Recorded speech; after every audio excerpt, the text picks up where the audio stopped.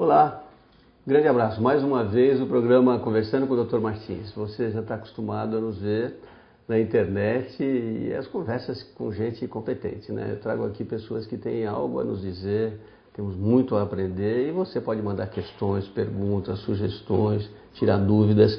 Basta entrar no site da webfilhos.com e mandar para a gente que a gente encaminha para as pessoas que eu estou entrevistando. Hoje eu estou trazendo uma moça chamada Fátima Servidoni, Maria de Fátima Servidoni, que é uma pediatra, gastroenterologista infantil, que trabalha no Gastrocentro da Unicamp, trabalha com toda a área de pediatria e é uma especialista na área das doenças do tubo digestivo das crianças. E a Maria de Fátima aceitou o convite para a gente bater um papo bem gostoso sobre uma coisa que sempre preocupa os pais e que vive na boca de todo mundo, que é o famoso refluxo gastroesofágico infantil. Será que ele existe, não existe? O que é normal? Quando é que ele passa a ser uma doença? Como é que a gente trata? O que acontece? Tudo bem, Fátima? Tudo bem. Obrigada, Martins. Eu que agradeço. É um prazer enorme estar de novo aqui com você. Obrigado. E fico feliz de você poder ficar essa manhã conversando conosco aqui. Fátima, conta uma coisa pra gente. Na tua experiência de pediatra, de uma pessoa que vê principalmente gastroenterologia, você vê muitos casos de refluxo? Está aumentando, não está aumentando? O que está acontecendo agora que tem mais diagnóstico? Como é que você descarta o normal do realmente patológico? Como é que essa coisa hoje está sendo vista na área pediátrica? Então, Martins, é assim. Refluxo gastroesofágico é diferente de doença do refluxo, né? Refluxo, 60% das crianças pode ter uma manifestação de refluxo, que seria um golfo, regurgitar e até vomitar um pouco. E isso desaparece espontaneamente durante o primeiro ano de vida. Até o 6º mês é mais evidente e a partir daí a gente vai tendo uma incidência cada vez menor. A doença do refluxo já, sim, essa é preocupante, é aquela que você tem que ter uma abordagem, às vezes não só do pediatra, muitas vezes do gastroenterologista infantil também, onde a manifestação é mais evidente, vamos dizer assim, os sintomas não são sintomas tão discretos, você vem associado, se não for sintoma somente do tubo digestório, como regurgitação e vômito, muitas vezes você tem vômito com vômitos nasais, você pode ter baixo ganho de peso, você pode ter associado sintomas de outros aparelhos, por exemplo, respiratório, irritabilidade, choro, né? Então, essa criança é uma criança diferente, a incidência é muito menor. Eu acho que a frequência, né, dessas doenças não é que tem aumentado, eu acho que as pessoas estão mais informadas e ficam mais atentas, mas a gente também não pode correr o risco de dizer que uma criança tem doença do refluxo e medicalizar essa criança, que pode ter um refluxo normal, eu não sei se você sabe, mas todos nós refluímos nas 2 primeiras horas após a refeição. Uhum. Só que muitas vezes a gente não tem consciência disso, porque o refluxo ele fica só no terço inferior do esôfago, esse local do esôfago da gente, né? O esôfago é um órgão que fica entre a boca e o estômago, ligando a boca ao estômago, e o terço distal do esôfago, ele tem uma maneira de se proteger contra esse alimento que volta. E normalmente volta e depois sai. Ele ainda tem um pouco de proteção celular, tipo do estômago, não, né? Nesse terço inferior, né? As células do terço distal produzem bicarbonato. Ah, então eles dão uma alcalinização ali, né? Então, deixa eu te falar uma coisa engraçada. As avós de antigamente, e como eu sou um pediatra que tenho mais de 50 anos de consultório, elas diziam assim: bebê que vomita engorda, isso é normal. Todo bebê que mama bastante e ganha bastante peso, ele sempre solta um pouquinho, é excesso de oferta. Tem alguma coisa a ver essas colocações de antigamente ou não?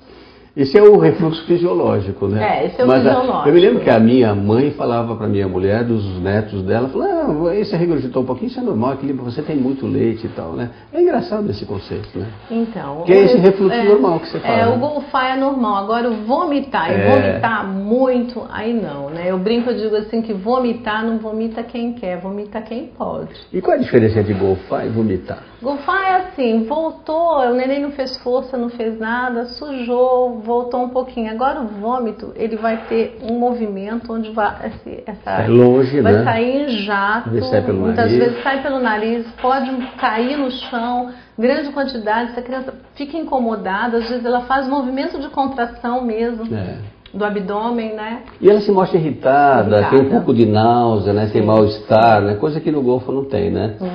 Ô Fátima, e você tem ideia da frequência? Qual é o percentagem de bebês que apresentam realmente refluxos na literatura? A doença do refluxo? De 5 a 8% em geral. Agora, isso não corresponde aos bebês que tomam remédio, porque é muito mais do que isso. Ou seja, tem gente dando remédio errado aí, não tem? Eu acho que estamos medicalizando muito, né? Eu não posso falar das crianças que o pediatra me encaminha para o consultório, porque essas crianças, sim, já foram triadas pelo pediatra e chegam, são crianças que costumam ter um sintoma mais intenso. Mas mesmo assim, eu tenho um grupo de crianças que muitas vezes o que eu faço é suspender medicamento, porque alguns desses medicamentos, eles vão interagir com o sistema nervoso da criança, com o esvaziamento gástrico, essa criança vai ficar irritada. Tem algumas drogas que a gente não deve utilizar, principalmente em bebê abaixo de 4 meses, que você passa a barreira hematoencefálica. Domperidona, a bromoprida. Abaixo de 4 meses você não dá? Eu não uso bromoprida abaixo de 4 meses, né? A domperidona eu também tenho bastante. Muito, né? E a criança às vezes vai ter o sintoma colateral só. Ela pode fazer o pistótono, ela fica irritada, ela daí não dorme, essa mãe vai ficar mais ansiosa porque esse bebê, em vez de melhorar, ele vai piorar. Isso é interessante, porque a gente vê com muita frequência, pessoal. E outra coisa que eu vejo muito frequentemente, a gente já está entrando em tratamento, mas é só para as pessoas perceberem, é antiácido do bebê, né? Quando o estômago do bebê não produz tanto ácido assim, né? Às vezes você vê um sintoma diagnóstico e o pessoal já usa a domperidona e usa um antiácido, né? E aí isso é meio discutível se você tem realmente produção de ácido gástrico em quantidade grande no recém-nascido e no lactente jovem. Ou tem? Então, isso é discutido, viu? Eu acho que... Você dá? Então, as crianças que chegam para mim, eu uso. Quando tem sintoma de dor, tudo. Porque dos medicamentos é o que menos efeito colateral, se você usar na dose certa, você vai ter. Então, isso é um pouco discutido mesmo. Tem quem diga que não. Eu já fiz um levantamento onde dizia que a criança, o bebê, ele pode produzir sim uma quantidade de ácido. Se não igual, mas ele produz. Agora, eu acho que depende muito do quanto também está voltando, né? E o que está voltando. Então, para a gente voltar um pouquinho, a gente avançou e falamos lá de medicação, depois não vamos falar de terapeuta.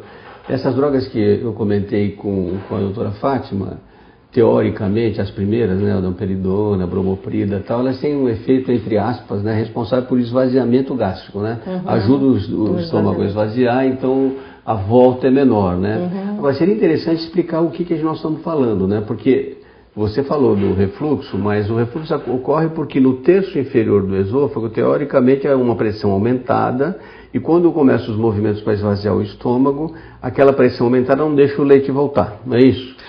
Nas crianças com refluxo, teoricamente, essa região tem uma pressão menor, né? Ou às vezes tem até uma coisa maior. Não é só isso, né? Assim, o bebê, o tubo digestório, ele não está pronto quando a criança nasce. Prova disso que eu não posso dar uma feijoada para um bebê comer. Ele não tem dente, né? Na verdade, vai ficar pronto lá na frente, quando nasce o dentinho do siso. Então, mas durante o primeiro ano, eu diria até durante os 2 primeiros anos de vida, você tem um amadurecimento desse tubo digestório. O que acontece na criança que tem mais refluxo? Você tem relaxamento do esfíncter esofágico inferior muito mais frequente do que a criança que não tem. Exatamente. E esses relaxamentos, eles fazem com que esse esfíncter, ele realmente deixa o esôfago, o estômago como um tubo esse anel final, esse esfíncter que dá essa pressão aumentada, não existe e é por isso que volta mais facilmente. Ele existe, mas ele abre, ele relaxa, exatamente. Ele não talvez por problemas hormonais, de transmissão, a gente não sabe.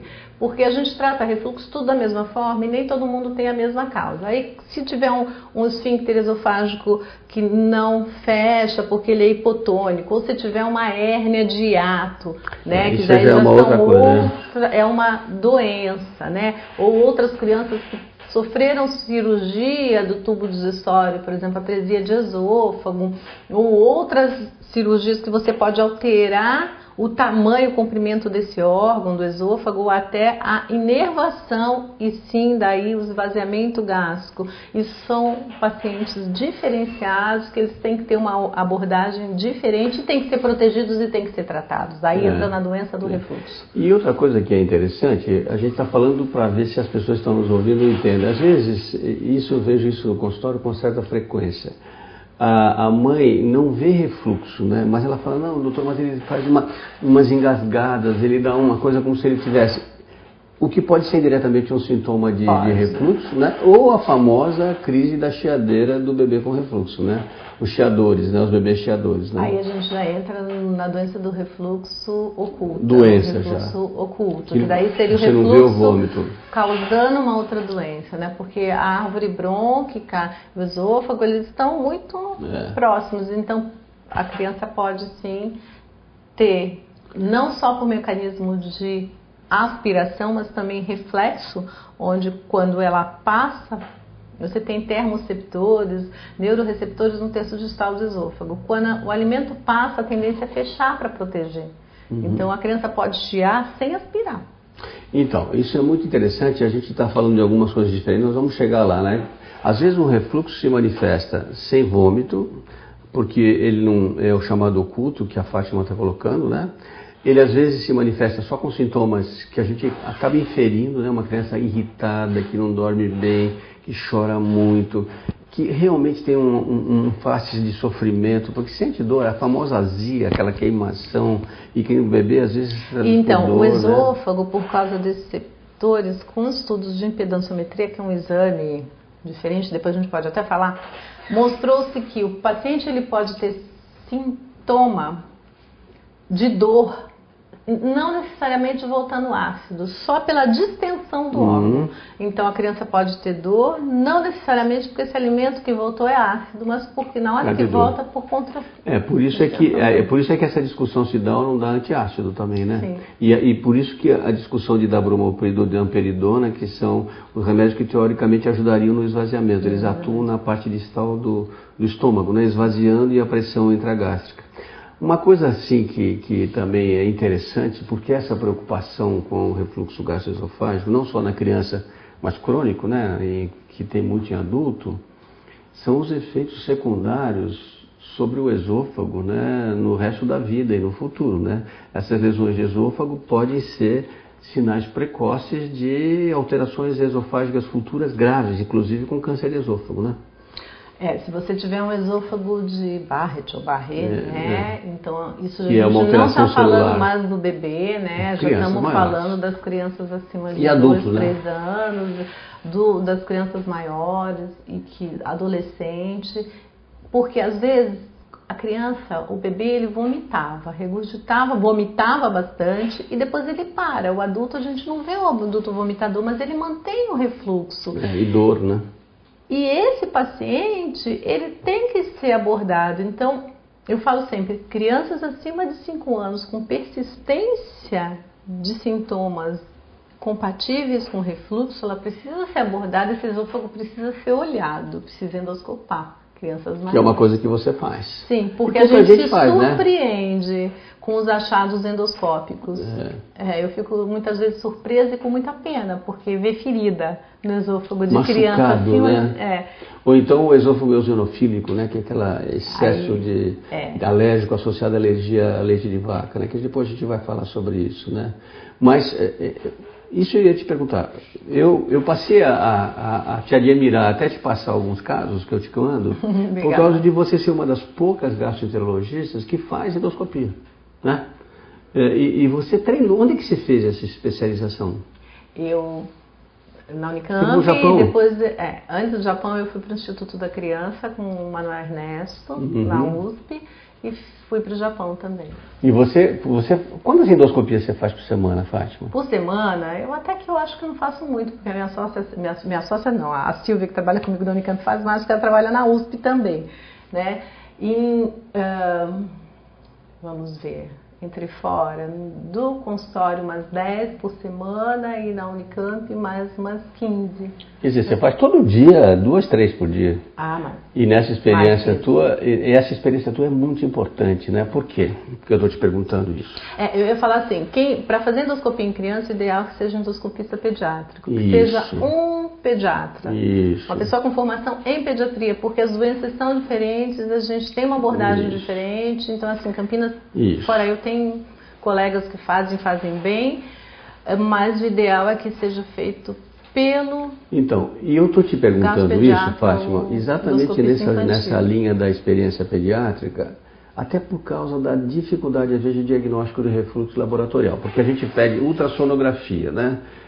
E que, modéstia à parte, eu já fiz muito pedido de ultrassonografia, nunca me satisfaz, eu nunca tenho certeza absoluta que se eu estou vendo é refluxo mesmo, se aquilo é mesmo, e o pessoal pede ultrassono, ultrassono, é verdade, né? Dos exames, o melhor, se a gente vai passar para exame agora, né? Então assim, a gente faz uma criança que tem uma suspeita de doença do refluxo, né? Quando essa queixa está persistente, não melhorou com as manobras de decúbito, então eu mando a mãe amamentar, ou dar uma mamadeira e deixar essa criança mais elevada, e depois a gente pode falar também disso. E essa criança não melhorou quando eu introduzi a papa, essa criança... Eu preciso investigar. Então eu faço... Você ainda faz a famosa papa de Epstein lá? Ah, sim, a papa de Epstein, sim. Que a gente, isso é antigo, isso é da minha época de bebê. A fisiologia, né? A criança... Engrossa com uma misturinha de... Você faz água com maisena. Água com farinha de trigo, né? Com maisena. De milho. Maisena. Maisena, amido, né? E não adoça e dá uma colherinha de... Faz uma papa, um mingauzinho, né, que você consegue pegar uma colherinha de café. E você dá antes da mamada para engrossar. A gente usava muito isso quando não tinha os preparados. Não é para acelerar o esvaziamento gástrico. Isso é o que o Colares fala, eu sei disso. O pessoal acha que é para deixar mais consistente. Mas aquela quantidade ali dentro ajuda a esvaziar o estômago. Isso, o pessoal pensava que era duro, não ia voltar, né? Nem salivar, nem pancreática ainda, vai estimular o esvaziamento gástrico. Mas a gente fala engrossar porque é grosso aquilo, é uma papinha dura, e funciona né? até no máximo 3 meses. Sabe como se fazia antigamente? Fazia a papinha mais. E punha no freezer, gelado. Você manda fazer assim ou não? Não. O Royce falava assim, o nosso professor de pediatria da USP mandava gelar. Porque a criança aceitava melhor e talvez aquele gelinho era mais aceitável pela criança, sei lá. E endurecia mais, né? Agora, nós vamos chegar lá na questão das dietas e da... A gente está falando de investigação. Isso. Aí eu ia falar. Primeiro exame que eu faço para avaliar a anatomia é o raio-x contrastado de esôfago, estômago, duodeno. Você faz antes da ultrassono? Eu faço porque em geral essas crianças chegam para mim, eu tenho que saber se ela não tem hérnia, se ela tem uma formação adequada. Hérnia de hiato, você fala? Eu faço. E esse exame é para fazer uma vez bem feito. O ideal é que quem acompanhe o exame é o radiologista, não seja somente o técnico a fazer o exame, que é o que a gente tem de dificuldade. A maioria dos serviços de radiologia, quem faz é o técnico. E o médico não está acompanhando, ele só vê. E o exame, o raio-x contrastado de esôfago, estômago, duodeno, é um exame, vamos dizer assim, ativo, dinâmico, que você tem que acompanhar. Então é o primeiro exame, né? E daí... Só que, na maior parte das vezes, em nível de consultório, o pessoal acaba pedindo a ultrassonografia. Vi durante a ultrassom 3 ou 4 episódios de refluxo, o que não significa nada. Então, tem um estudo, né? O pessoal critica muito, porque é um exame dependente do examinador. Tem um estudo muito bem feito, e na Unicamp foi reproduzido pela professora Margarida, ela está no Nordeste, ela trabalha em Recife, e, enfim, com pH-metria e ultrassom. E você consegue, se tiver um examinador paciente, com um probe adequado, no local adequado, verificar os episódios de refluxo. Agora, só existe o padrão de normalidade para criança até 2 anos, onde seria normal até 3 episódios. Acima disso seria alterado. Em bebês? Até 2 anos. Né? E também, assim, não é todo lugar que a pessoa vai ficar examinando o tempo necessário, que é de 10 a 15 minutos. Então você já parte realmente para eu até o raio-x. faço ultrassom, porque eu acho que o ultrassom no primeiro ano de vida você deveria fazer em todo mundo para saber se tem tudo certinho, os 2 rins, o fígado, bom, aí de abdômen total, né? De abdômen total, e acho que daí ele Tá. né? Agora, para aquela mãe que está nos ouvindo lá, se você tem a suspeita, você faz já de cara o raio-x contrastado e a ultrassonografia você deixa para... Se você fizer o raio-x, você não precisa fazer ultrassom, se for bem feito. Sim. Sim, pensando em refluxo. A desvantagem, não, né, é a questão da radiação e do contraste. Né? Mas aí essa criança que chegou para mim, por exemplo, do meu consultório de gastropediatra, eu não estou falando para a mamãe daquele bebê que só golfa, aquela criança que tem um refluxo que não é para ficar preocupado. Eu não estou falando dessa criança. Eu estou falando daquela criança que chegou no consultório do gastropediatra, onde eu tenho que afastar uma alteração anatômica dessa criança. Eu faço sim. Tá. E o exame que seria o ideal, que a gente não tem aqui em Campinas, tem em São Paulo, quer dizer, Campinas a gente já tem sim na Unicamp, mas para pesquisa, é a impedanciometria, onde você mede não só os refluxos ácidos, você consegue também... Aí você põe aquele catéterzinho... Você põe um catéter e liga num aparelho, onde o impedanciômetro, ele fecha a corrente toda vez que passa o alimento ou... né, o bolo de ar, ou que seja, ele consegue diferenciar entre o alimento, se é líquido, se não é líquido, se é pastoso ou sólido, e se é ar. E se vai de baixo para cima e de cima para baixo. Então, é o exame mais completo. Tá. Para medir pH não adianta, você vai lá para impedância, mas não é fácil fazer impedanciometria não. pH-metria é um exame ainda que a gente faz bastante, porque eu diria para você que 80% dos refluxos são ácidos. Então ainda te dá uma ideia muito boa, por volta de 80%, 90% dos indivíduos com refluxo doença. Bom, vamos falar um pouquinho de tratamento. Vai. Como é que você trata depois que você estabeleceu que ela tem um refluxo? Ou é um bebê chiador? Vamos falar primeiro daquela criança que tem refluxo fisiológico? Não, fisiológico. Que golfa, que está irritada. Então, assim, a primeira coisa que eu faço é orientar essa mãe a amamentar. Ela amamenta, às vezes põe para eructar no meio da mamada, dá o outro. Na hora que ela vai introduzir os outros alimentos, ela pode introduzir preferencialmente o alimento pastoso. Mas isso é mais tarde, né? 6 meses, 7 meses. Às vezes se é mais cedo, você não deve dar antes. Outras raízes você mantém só o peito e levantar. Isso, se tiver no leite materno. 6 meses. Quando essa criança a mãe vai trabalhar, precisa associar outra fórmula. Eu acho que as fórmulas AR são boas. Tem estudo que comprova uma melhora. Fórmulas AR é fórmulas anti-refluxo. São fórmulas especiais que realmente ajudam, porque ajuda o esvaziamento gástrico por causa de maior consistência. E não só, está comprovado por estudo de pH-metria que realmente essas crianças acabam refluindo um pouco menos e elas choram menos. Sim. Antigamente pensava que o engrossante alteraria o clareamento do material que volta, favorecendo esofagite. Isso não é verdade. Não deixaria voltar, né? Hoje ajuda no esvaziamento. Isso né? não é verdade. As fórmulas AR realmente melhoram o sintoma. Então, mas agora, tem várias formas AR, né? Qual que é a mais adequada? Então, as fórmulas AR são várias mesmo. As mais adequadas são aquelas que seguem, eu acredito, né, a orientação do Códex Alimentar com um tipo de... engrossante? Assim, que não é engrossante, essas fórmulas elas têm... Para a mãe é engrossante, viu? Mas você vai ver que na mamadeira até tem isso, né? Tem uma fórmula que ela não tem amido pré-gelatinizado, ela tem goma.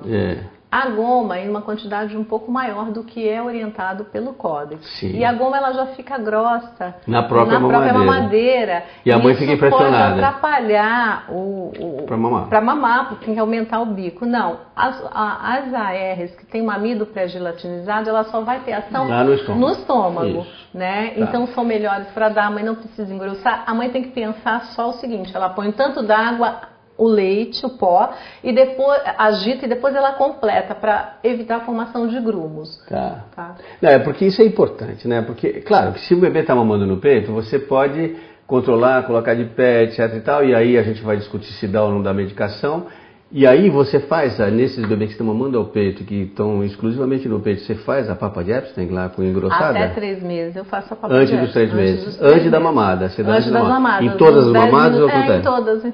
A mãe deixa essa pronta na geladeira. Essa menina a aqui mãe tá deixa na velha, ela não é geladeira. velha, mas tá fazendo que nem eu, coisa de Ela velho. deixa na isso aí. geladeira e ela dá, sim. A gente fazia isso há 40 anos atrás. E eu faço fisiologia, até né? hoje. Isso é a gente E algumas respeitar. pessoas condenam, mas tem que fazer, né? Não, porque isso ajuda o porque esvaziamento. não conhece fisiologia, né? Isso. Tá bom, tá ótimo. bom. Agora, e medicação?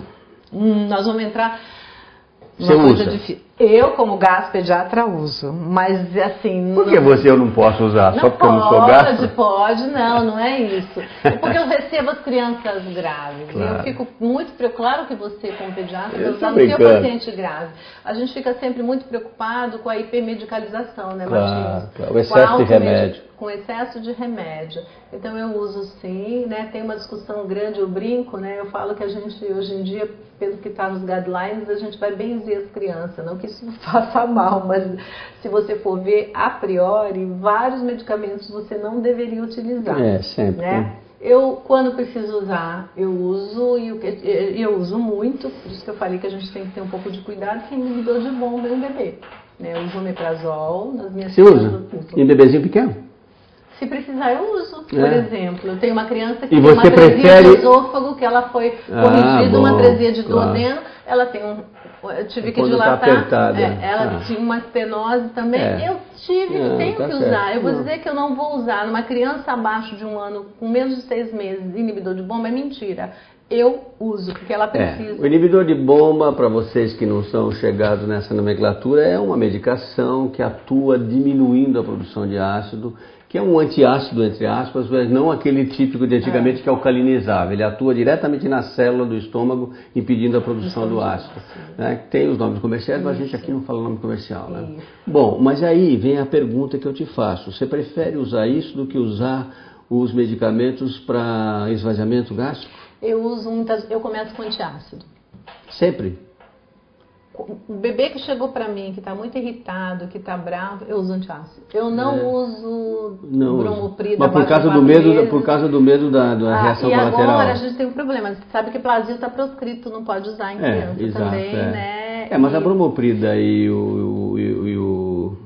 quase que eu falo o nome comercial do outro. Eu falei a metaclopramida, não falei o nome. Ixi, corta. Que ela contou é a metaclopramida.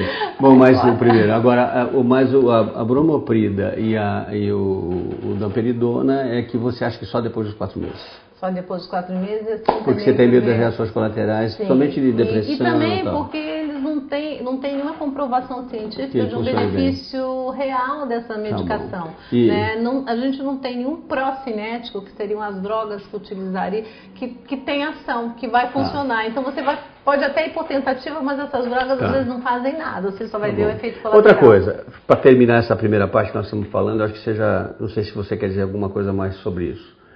Você também acredita e é partidária da ideia de que quando a criança começa a ficar de pé, andar e tal, ela diminui o refluxo? E que as crianças melhoram com 1 ano, 2 anos, porque agora comem, andam, a gravidade vai ajudar esse esvaziamento, ou você acha que isso é outro mito? Eu diria para você que 95% das crianças melhoram. E que 5% dessas crianças persistem com sintoma. E essas crianças têm que ser observadas. Essas crianças não podem ser perdidas. Porque eu recebo também criança que tem refluxo grave e que tem a consequência de esofagite péptica com estenose. Né? O esôfago de Barrett, não, isso é mais tarde, né? Costuma ser um pouco mais tarde. As crianças, elas fecham, de tanto que volta o ácido e queima, fecha o esôfago. E isso é um problema muito sério. Isso eu acho que nos dias de hoje, com toda a tecnologia, com acesso, tanto no serviço público como privado, a especialista, a gente não pode deixar a criança chegar a ter estenose de esôfago por doença péptica. Eu acho que tem que ser. Não, e terminando nessa linha, você tem toda a razão. Porque uma das coisas que a gente percebe, Fátima, é que as pessoas não dão o valor exato a essa sintomatologia e às vezes nem perguntam para a mãe. A criança vai lá com outra coisa e eles esquecem de perguntar sobre digestão, sobre dificuldades pós-pandriais, o que acontece depois que ela come, se ela se queixa, se ela tem azia. Eu já vi bebês não, crianças pequenas, que a mãe fica dando antiácido Sim, na boca. tem médicos às vezes que acham que a queixa é demais da mãe, que a mãe está inventando coisa, e não é por aí, viu, Martins? Eu sei.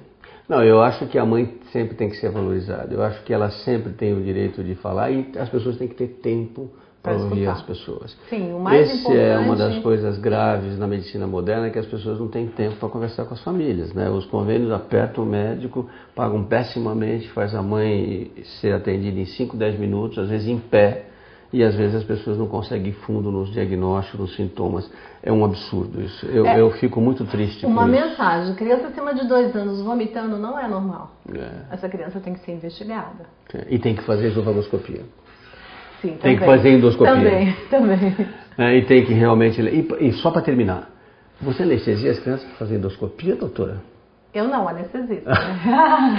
Sim. Que as mães têm um medo danado disso. Sim, às vezes tem um medo. Hoje em dia a anestesia é muito segura, eu digo sempre em ambiente hospitalar, né?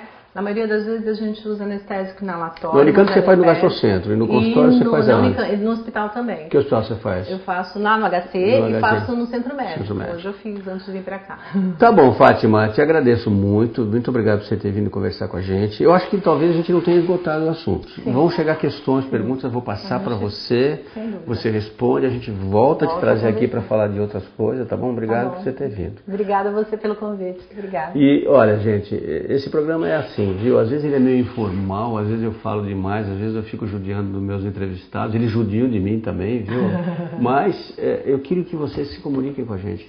Entra no site da Web Filhos, vê as questões, manda dúvida pra gente, manda pergunta, eu passo com as pessoas que eu entrevistei. A gente vai ajudando as famílias. A função desse programa é realmente ajudar e discutir esses temas de medicina de uma forma bem aberta em pediatria. Um beijo, até a próxima.